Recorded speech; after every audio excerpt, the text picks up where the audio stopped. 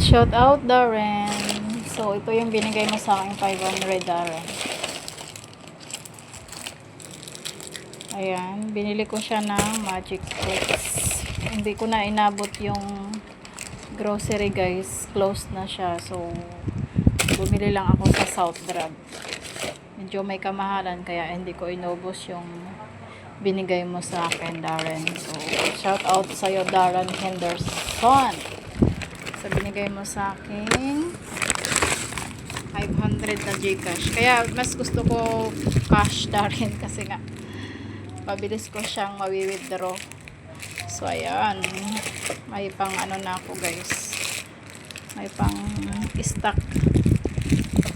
Tsaka hindi ako bumili din ng masyadong madami kasi nga may kamahalan. South Drug yan. So, sa day off, bibili ako ulit. Doon ako sa may grocery talaga. So, ayan.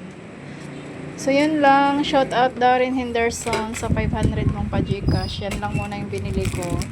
Sa day off na ako mamili, guys, ng gatas at saka biskwit. So, mag-i-stock ako kasi nga hindi na ako magluluto sa bahay. Ang gagawin ko, merienda na lang pag nagutom ako. So, biskwit and gatas.